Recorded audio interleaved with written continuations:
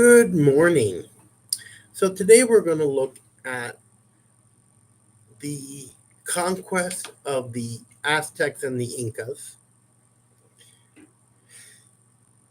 the economic structure of early Latin America, and issues related to commerce and mining.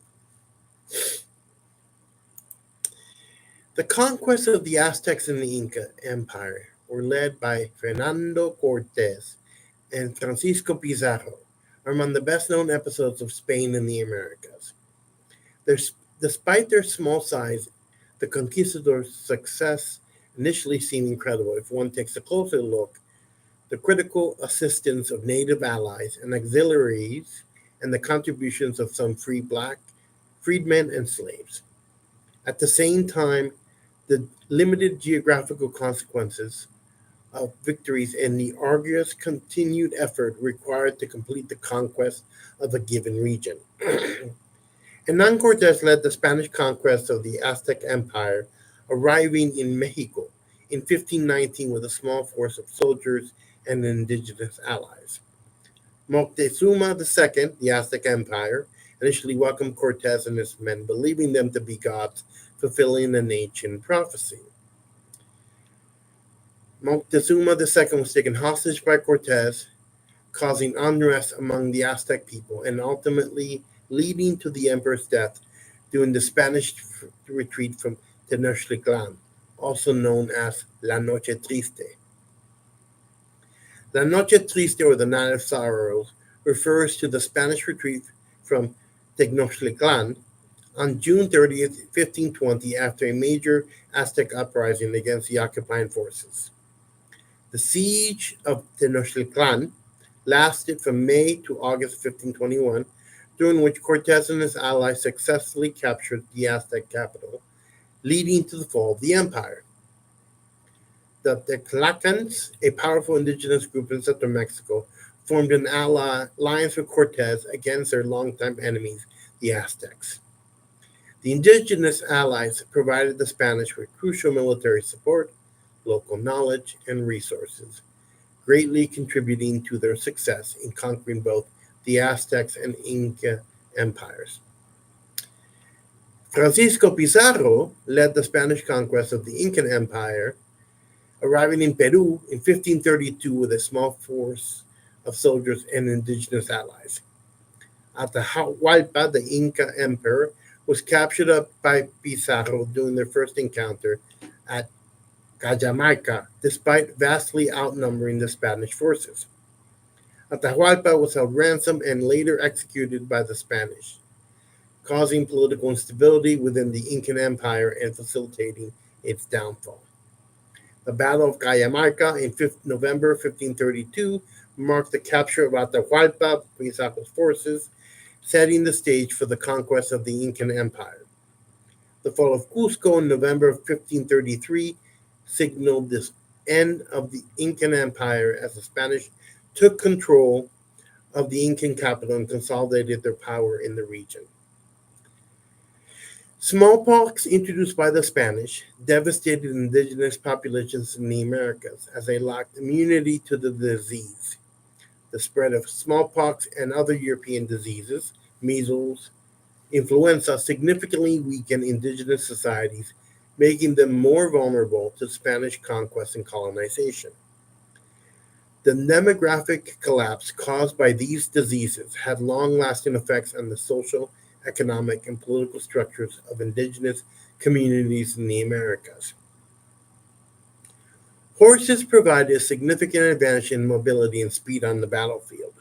It allowed the Spanish conquistadors to quickly traverse vast territories and launch surprise attacks. Indigenous populations in the Americas had no prior experience with horses, causing fear and confusion.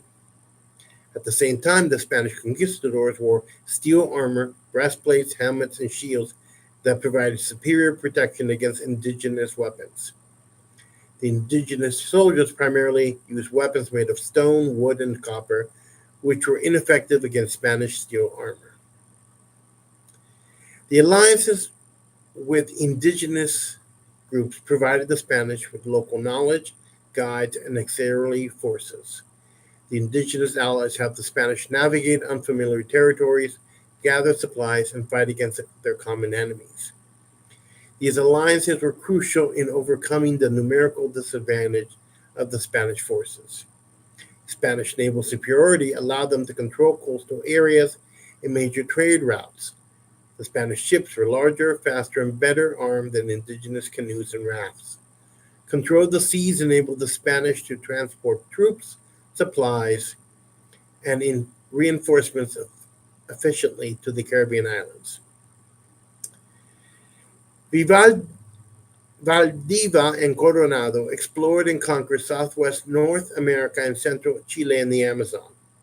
The conquest of Latin America was not a unified movement, but rather a series of individual initiatives operating with government.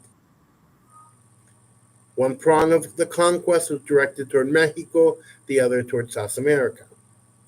Now, in the case of Brazil, Pedro Alvarez Cabral accidentally discovered it in 1500 while attempting to sail to India, claiming the land for Portugal. The Treaty of Tordesillas in 1494, that was discussed last week, divided the New World between Spain and Portugal, granting Portugal the eastern portion of South America, i.e., Brazil. The treaty helped establish Portuguese control over Brazil and prevented Spanish encroachment on their territory. The Casa de India, established in Lisbon in 1503, served as a central organization for managing Portugal's overseas empire.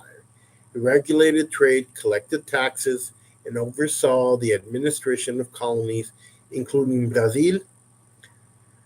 The Casa de India played a crucial role in the early development and governance of the Portuguese colonies. Portuguese crown divided Brazil into 15 hereditary captaincies in 1534 to encourage settlement and development.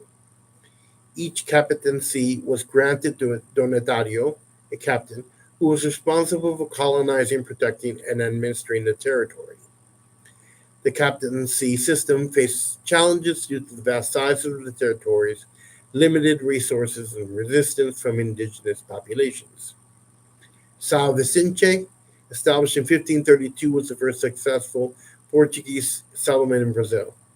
It served as a model for future settlements and played a crucial role in the early colonization of Brazil. Salvador de Bahia, founded in 1549, became the capital of colonial Brazil and the center of Portuguese administration. Salvador's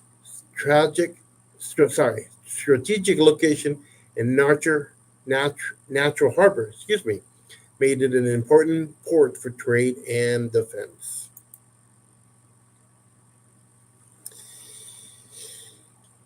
The Spanish and the Portuguese arrived, ending the isolation of the New World from other societies.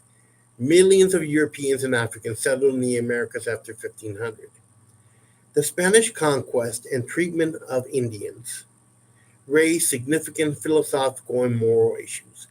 Were conquest, exploitation, and conversion justified? Many answered the Indians were not fully human and were destined to serve Europeans. Converting Indians to Christianity was a necessary duty. In 1550, the Spanish ruler convoked a commission to rule on such issues. Father Bartolomé de las Casas defended the Indians, recognizing them as humans, and argued that conversion had to be accomplished peacefully. The result was a moderation of the worst abuses, but the decision came too late to help most indigenous. All indigenous people suffered from the European conquest. There was a demographic catastrophe of incredible proportions as disease, war, and mistreatment caused the loss of many millions of individuals. In one example, the population of Central Mexico during the 16th century fell from 25 million to fewer than 2 million. The Spanish reacted by concentrating Indians in towns and seizing their lands. An entirely different type of society emerged. One thing that occurred was the Columbian exchange, biological and ecological change, the character of both the new and old societies. Old world diseases decimated New World populations, and Old World animals quickly multiplied in their new environment and transformed the structure of indigenous society. Both Old and New World exchanged crops and weeds. The spread of American plants, especially maize, manioc, and the potato, had a major effect, allowing population explosion in many world regions. The Spanish established a complex colonial administration in the Americas with viceroyalties and audiencias overseeing vast territories. Local governments was handled by cabildos, municipal councils that managed city affairs and became hotbeds of political activism. Major cities like Mexico City and Lima became centers of Spanish power, while indigenous settlements were reorganized into pueblos, the indios, and reducciones. Labor systems like the encomienda exploited native populations, shaping society. Viceroyalties were the highest level of colonial administration in Spanish America, headed by a viceroy who represented the Spanish monarch. New Spain in Mexico and Peru were the two major viceroyalties established in the 1600s to govern the vast territories of the Spanish empires in the Americas. Audiencias were royal courts that served as judicial and administrative bodies within the viceroyalties, overseeing regional governance and ensuring compliance with Spanish laws. Audiencias were composed of a panel of judges, oidores, appointed by the Spanish crown to hear legal cases, issue decrees, and provide checks on the power of the viceroy and local officials. The encomienda system was a labor arrangement in which the Spanish crown granted conquistadors and settlers, encomenderos, the right to extract tribute and labor from indigenous communities in exchange for providing them with religious instruction and protection. Encomenderos often abused their power, demanding excessive tribute and forcing indigenous people to work under harsh conditions, leading to widespread population decline and social unrest. The encomienda system was gradually phased out in the late 16th and early 17th centuries due to demographic collapse of indigenous populations. The rise of alternative labor systems such as the repartimiento and African slavery, and growing criticism from religious authorities and the Spanish crown.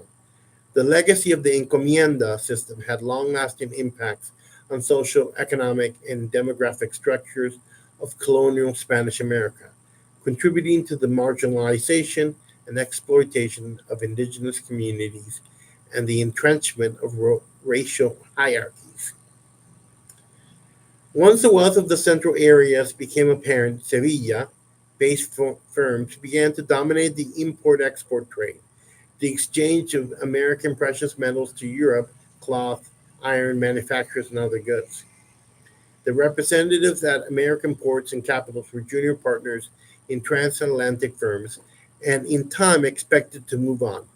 Hence, they seldom married or bought property locally. The aim was to get silver back to Sevilla in order to pay debts and reinvest in merchandise. Second rank merchants, however, without direct ties to Sevilla, were more likely to develop local roots. Commerce in local goods, often but not always of indigenous origin, was carried on by members of well defined social types, sometimes called tradantes, with a profile sharply distinct from that of the long distance merchants. The mining sector drove the economy of the Spanish world and was an indispensable component of it. Yet, in several ways, it stood apart. It employed only a relatively small proportion of the total Spanish population. Mining complexes were often remote from main centers of indigenous settlement and hence also from the network of Spanish cities. Turnover was quick, whether in terms of sites, mining enterprises, or individuals. Gold mining was often virtually an expeditionary activity. A gang of Indians, joined perhaps by some blacks and led by one or more Spanish miners, might spend one day or weeks at a given river site. An encomendero, not himself physically involved, would likely supply the finances and take most of the profit. In many regions, gold mining was seasonal, with miners having neither special training nor a full commitment to the industry. In most regions, placer gold was soon exhausted, though Mexico relied on it for generations and eventually became the principal exporter of New Granada, present day Colombia. Silver mining was a successor and it became the main export asset of the central areas until the time of independence. Here, too, the encomenderos were the greatest investors and mine owners in the beginning, but their dominance was short lived. Silver mining was the type of technically demanding, capital-intensive enterprise that called for close attention and much expertise on part of owners. Very soon, true silver mining experts began not only to operate the mines but to become the owners as well. By 1550, strong differences had developed between the Mexican and the Peruvian silver mining industries. In the Andes, the great deposits, of which those of Potosi Mountain in present-day Bolivia were overwhelmingly predominant, were within the territory of sedentary indigenous population. Moreover, the Andes had strong tradition of long-distance labor movements. Thus, indigenous labor obligations, channeled first through the encomienda and later through other arrangements, could supply a large stream of temporary workers. In addition, there were a number of permanent indigenous workers, some of whom possessed skills inherited from the pre-conquest period. And in industry as technical as mining, this group was constantly growing. Even so, the Peruvian mines and large numbers of temporary laborers, under government obligation and their presence, greatly slowed down cultural change among the indigenous mine workers. Starting in the last decades of the 16th century, the Brazilian sugar industry began an upswing that led to it being, in the 17th century, the world's largest producer of sugar for the ever-growing European market. The main structural changes had occurred by 1600, though the strongest growth came thereafter. Sugar production was almost an industrial and an enterprise as silver mining. The dominant feature was the ingenio, the mill. So expensive were the mill, technician salaries, and the force of African slaves to work there that the mill owners normally depended on cane growers called lavadores to produce cane for the mill. Under various kinds of leasing agreements, the lavadores used their own African slave crew to cultivate the land, grow the cane, and transport it to the mill. Some of the cane growers were from mill-owning families, while others were more humble and some even were racially mixed. The sugar industry required a large number of Portuguese. Although Africans came to constitute the majority of the local population, the Portuguese sector was also large. Instead of sprinkling of masters among great masses of slaves, the predominant pattern was the use of slaves in relatively small units, each in contact with some Portuguese. Well, that's all I have for today. Hope you all have a good day. Take care of yourselves.